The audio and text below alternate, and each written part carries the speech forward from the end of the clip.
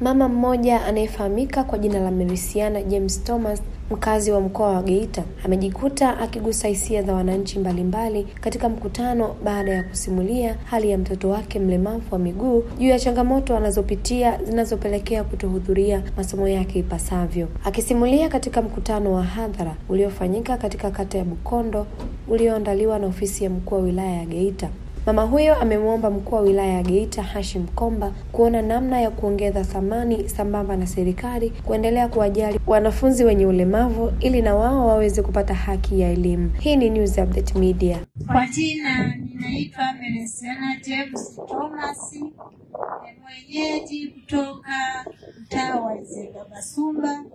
Mimi ninaomba, kuna watoto walemavu katika kata ya Bukondo na ni wengi.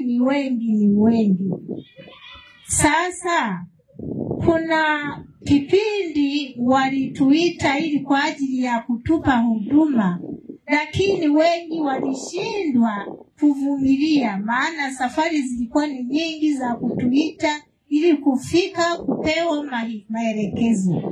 Nikafaulu mimi tu.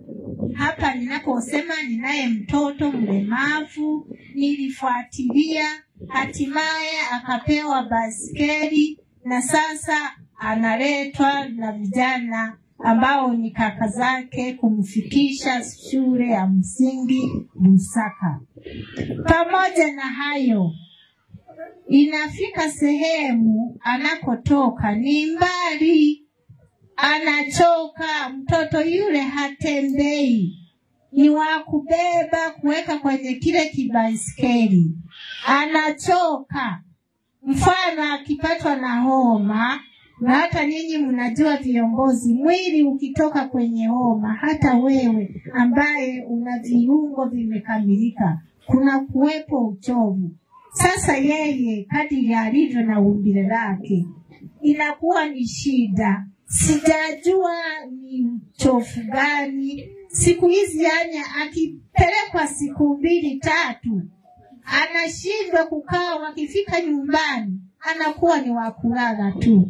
Hata ninaposema hata leo hajafika shuleni, mwalimu mkuu nahisi yupo hapa ameshaona kwamba Neema hajafika shuleni, alikuwa na homa, lakini sasa kukaa kwenye baiskeli siku hizi anashindwa.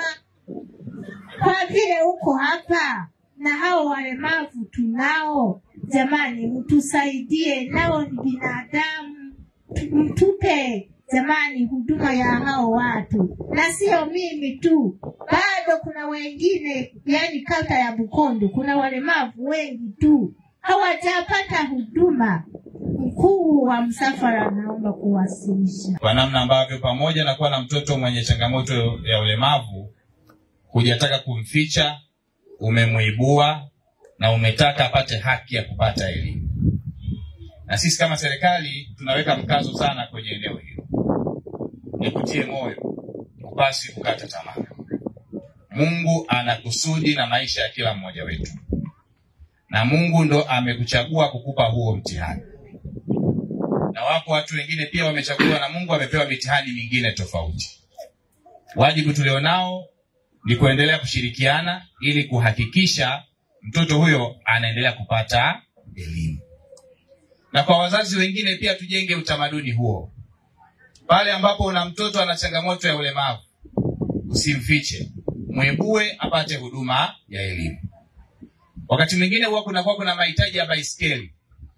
Ofisi ya mkuu wa wilaya, mkurugenzi kwa kushirikiana na wadau mbalimbali, wakiwemo Plan International, wenzetu wa Nelico, huwa tunashirikiana kwa pamoja ili kutafuta baiskeli na kuwapatia watu wenye mahitaji maalum. Na serikali hii ya Chama cha Mapinduzi inayoongozwa na Daktari Samia Suluhu Hassan inatambua uwepo wa watu wenye mahitaji maalum. Wanaendelea kupewa fursa mbalimbali kwenye sekta ya elimu, lakini hadi kwenye mikopo ya halmashauri watu wenye mahitaji maalum wenye ulemavu wanapewa mikopo ili waweze kujiendesha. Na mtu anaweza akashangaa kwamba mtu mwenye mahitaji maalum anafanyaje shughuli. Wako watu ambao wanajishughulisha. Mimi ninakumbuka tukiwa kule na Chingwea, tuliwahi kukopesha watu wenye mahitaji maalum kwa kuwajengea mashine ya kusaga na kukoboa. Kwa tunawakopesha fedha lakini mnawajengea kabisa.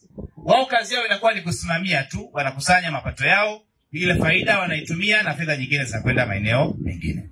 Kwa nitoe rai kwa mtendaji wetu wa kata na watendaji wa vijiji. Mnapoona tuna watoto wenye mahitaji maalum wanakwama kwenda shuleni, hebu muweze kuwafikia, muweze kuwabaini. Tunawasiliana na ofisi ya mkuu wa wilaya ili kwa pamoja tunapopata wadau basi tunakuwa tunasambaza zile baisikeli kwa namna ambavyo zinapatikana. Ndugu zangu, kila mmoja ana jukumu la kuwasaidia watu hawa. Upo msemo wa Kiswahili unasema hujafa hujaumika. Hatujui lini na wakati gani unaweza ukapata ulemavu. Na kwa sisi ambao bado tunaendelea kuwa na uzazi, hatujui lini Mungu ataturuzuku watoto wenye ulemavu. Lazima kila mmoja aguswe kama ambavyo mama huyu ameguswa. Kuna changamoto ya kuumwa. Nadhani DMO sasa kamwambia mfawidhi. Mama hapa anasema mtoto kila siku zinazozidi kwenda ni kama anapata uchovu wa hali ya juu. Sasa ni huduma ya kawaida tu kumfikia mtoto, kumpa medical check-up. Kama ni ya hapa ama ni ya hapo kwenye kituo cha afya, apelekwe, atizamwe, then tunaweza kushauri huduma gani anastahili zaidi. Kwa hiyo tusiwaache peke yao, tushirikiane nao hawa watu ambao wana changamoto hizi. Kwa hiyo nadhani mfawidhi awajibike kumuona huyo Neema, kwa kushirikiana pia na mfawidhi wa kituo cha afya Chikobe. Kama kuna changamoto zaidi tuweze kushauriana ili kwa pamoja tumsaidie binti yetu aendelee kupata huduma ya elimu. Asante sana mama kwa kuibua hoja, na Mungu akuimarishe upate nguvu ya kumlea mtoto.